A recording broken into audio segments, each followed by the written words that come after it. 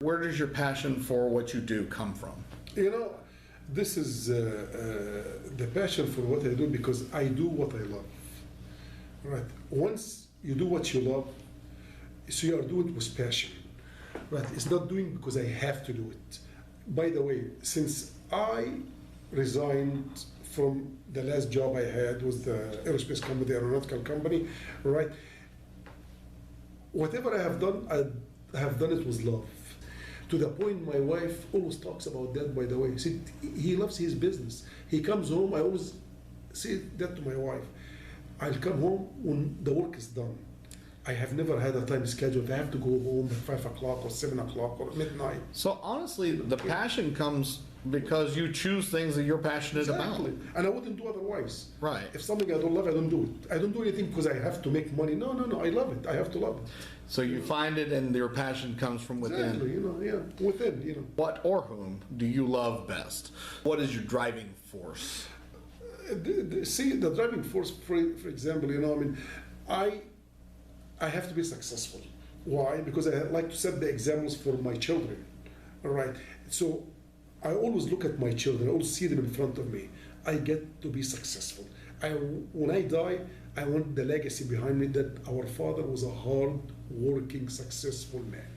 That's the legacy I would like to leave behind. I do not want to leave my dad had that much education. Anybody can get education, by the way. Anybody can go to school. Right. All right. But not everybody can be successful. Right. Not everybody can be successful. Anybody can go get education. So it's open for everybody. It's easy in the United States to get whatever education you want.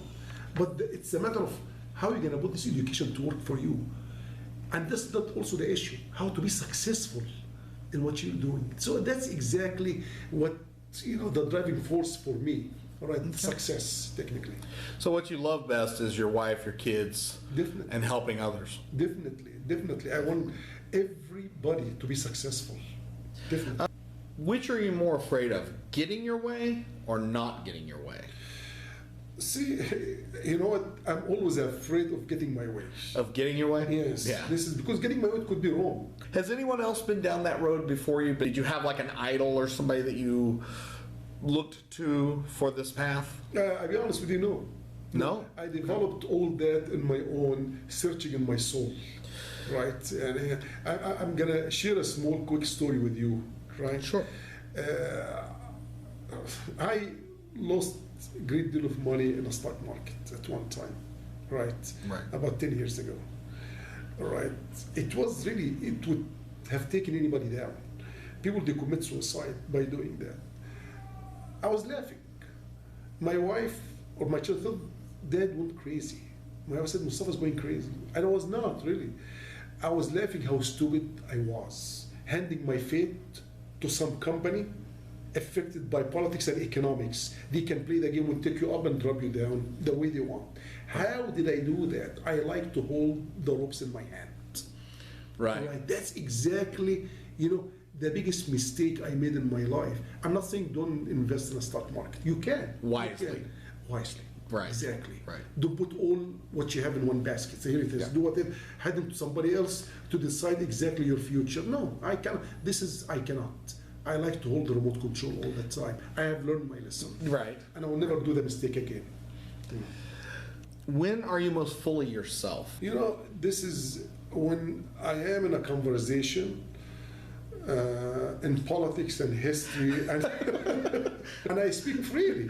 I have no borderline and have no ceilings. I state my opinions freely. I'm not afraid of anything. And you accept others' opinions. You don't just... exactly when we have an open conversation, anything. Yeah. That's exactly what I can find, I'm free with that. Tell me what the one word is that sums up you and your vision. Passion. Talent? Talent, definitely. See, again, you can develop the talent, but you have to have passion. Right. Passion is you do things with passion, with love. All right, and that's success. To me, that's success. In other words, there's not really one word. There's a couple that really define it. Definitely. This is, this is, again, I'm going to share something with you just to go back to the previous question. And I do explain that to my children. All right, so look, when I was going to college, during college years, right, I worked in a gas station. I'm talking about now 40 years ago. Gas station, not what you're seeing right now, all right? Do you know what? I accepted the responsibility of working at the gas station at 6 o'clock in the morning till 9 o'clock, then I go to college. I accepted that responsibility.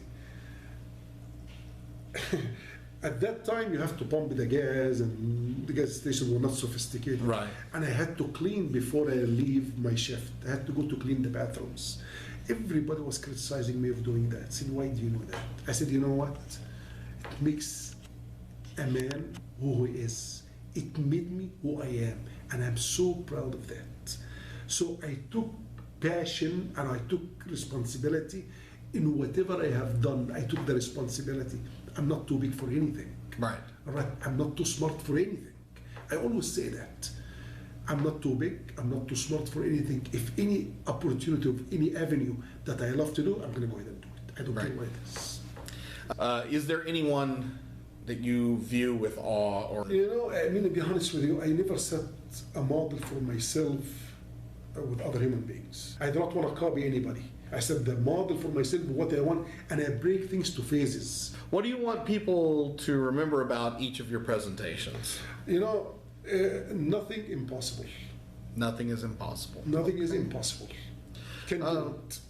What would make you happy to know that your audience members change or do differently after hearing your presentation? Change to the better. Change for the better. That's right, yeah. Okay. Yeah. Do you have any concerns about giving these presentations? What? The biggest fear that I had, I have an accent, all right, and how am I going to deliver the message to everybody with this accent?